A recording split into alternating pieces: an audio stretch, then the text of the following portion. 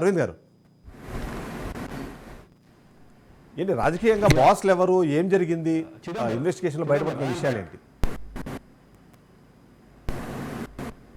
ప్రధానంగా ఇక్కడ రాజకీయపరమైనటువంటి కోణాలే కాకుండా ఆర్థికపరమైనటువంటి కోణాలు కనిపిస్తున్నాయి, కుటుంబపరమైన కోణాలు కనిపిస్తున్నాయి, సామాజిక పరమైనటువంటి కోణాలు కనిపిస్తున్నాయి. అంటే రాజకీయపరమైనటువంటి కోణాలకు వచ్చేసరికి ప్రత్యర్థులకు సంబంధించినటువంటి రాజకీయ ప్రత్యర్థులకు సంబంధించిన ఫోన్లను ట్యాప్ చేయటం, వాళ్ళ ఆర్థిక వనరులని ఆర్థికంగా వాళ్ళకున్నటువంటి బలాలని డిఫ్యూజ్ చేయటం ఒక కోణం అయితే, సామాజికంగా కొంతమంది సామాజిక ఉద్యమకారులు వీళ్ళందరి ఫోన్లని టార్గెట్ చేసి ట్యాప్ చేయడం ద్వారా వాళ్ళకి సంబంధించినటువంటి కదలికలు, వాళ్ళకి సంబంధించినటువంటి నెక్స్ట్ స్టెప్స్, కొన్ని రాజ్యాంగ వ్యతిరేక విధానాలని ప్రశ్నించే జర్నలిస్టులు కానీ, ప్రభుత్వ ప్రాజెక్టుల నిర్మాణాలని, నిర్వహణ వైఫల్యాలని ప్రశ్నించే జర్నలిస్టులు కానీ, వీళ్ళందరినీ టార్గెట్ చేసి ప్రభుత్వ విధానాలను ప్రశ్నించే ప్రతి ఒక్కళ్ళని టార్గెట్ చేసి ఈ ట్యాపింగ్ జరిగింది. ఇక దీనికి పక్కన పెట్టి ఆర్థిక కోణాలకు వచ్చేసరికి పెద్ద పెద్ద డీల్స్ చేసేటటువంటి సంస్థలు ఏవైతే ఉన్నాయో ఆ సంస్థల్ని టార్గెట్ చేసి వాళ్ళకి సంబంధించినటువంటి లావాదేవీలని ట్రాప్ చేసి రెండు పక్షాలని బెదిరించడం అనేది ఒక కీలకంగా జరిగినటువంటి పరిస్థితి.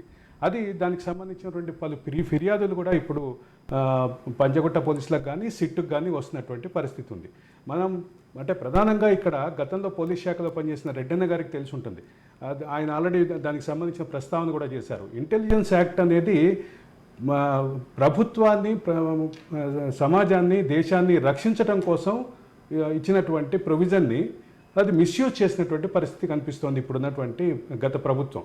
ఇప్పుడు ఏదైతే ఆరోపణలు ఎదుర్కొంటున్నటువంటి ఈ మొత్తం ఇంటెలిజెన్స్ టీం కానీ, ఎస్ఐబి టీం కానీ అది చేసినట్టుగా కనిపిస్తోంది. అయితే ఈ విచారణ క్రమంలో బయటకు వస్తున్న పేర్లలో కొన్ని ప్రధానంగా మనం కొంతకాలంగా ఈ అంశంలో చర్చలో ఉన్నటువంటి పేర్లే. దాంట్లో మొదటిది ఐజీ ప్రభాకర్ రావు గారికి సంబంధించి. ఐజీ ప్రభాకర్ రావు గారికి సంబంధించినటువంటి ఆరోపణలు గత 2-3 సంవత్సరాలుగా చాలా తీవ్రంగా ఉన్నాయి. తీవ్రంగా ఉన్నటువంటి ఈ ఆరోపణల్ని వాటికి ఒక రూపం ఇచ్చి ఒక అంటే బాధితుల్లో ఒకరైనటువంటి రేవంత్ రెడ్డి బహిరంగంగానే చెప్పారు. ఐజీ ప్రభాకర్ రావుకు సంబంధించినటువంటి వ్యవహార శైలిని ఆయన ఏ రకంగా తనని వేధిస్తున్నారన్న విషయాన్ని, తనకున్నటువంటి ఆర్థిక వనరులని ఎట్లా ట్రాక్ చేస్తున్నారని. ఇప్పుడు అదే రకమైనటువంటి ఆరోపణలో ఉన్నటువంటి అదే రకమైనటువంటి బాధితులు చాలామంది బయటకు వస్తున్నారు. గతంలో 1.5 సంవత్సరం క్రితమే గవర్నర్ స్వయంగా చెప్పారు తన ఫోన్ ట్యాప్ చేశారని. రాజ్యాంగ పదవిలో ఉన్నటువంటి గవర్నర్ ఫోనే ట్యాప్ చేసేటటువంటి పరిస్థితి నిజంగానే ఆరోపణలు నిజమైతే అది ఖచ్చితంగా తీవ్రమైనటువంటి పరిస్థితిగానే, పరిణామంగానే భావించాలి.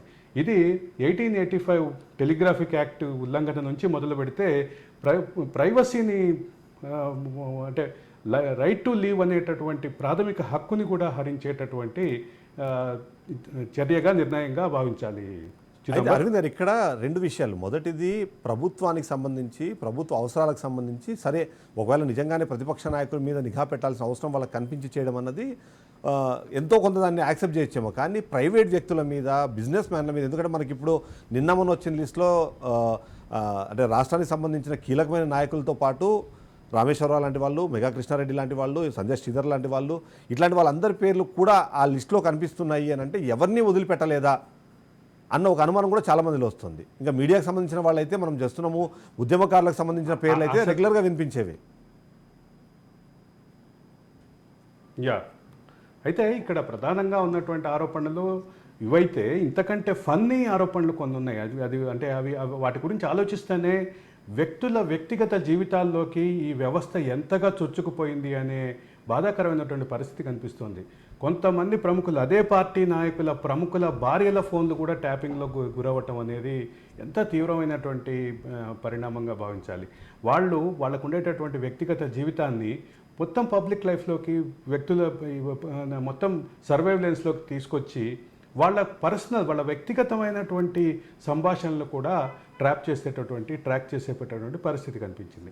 ఈ ట్రాకింగు కాకుండా మరొక కీలకమైన అంశం, నాతోటి ఈరోజు ఉదయం ఒక అడ్వకేట్ మాట్లాడారు.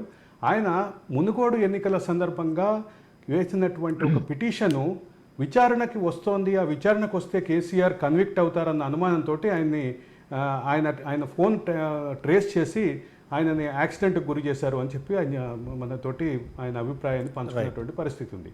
ఆయన 1 or 2 డేస్లో మన షోకి మన మన మన మన ఛానల్ ద్వారా లైవ్లోకి రావాలనుకునే ఉద్దేశంతో ఆయన నాకు ఫోన్ చేశారు. ఇటువంటి కేసులు బయటకు వస్తుంటే, రెండోది ఆర్థికపరమైనటువంటి ఆరోపణల విషయంలో నిన్న సంజయ్ శ్రీధర్ రావు ఇచ్చినటువంటి కంప్లైంట్ కానీ, పలువురు జర్నలిస్టులు ఫోన్లు ట్యాప్ అయ్యేటటువంటి ఆరోపణలు కానీ, ఇవన్నీ తీవ్రంగా పరిగణించాల్సిన విషయాలే చిదంబరం.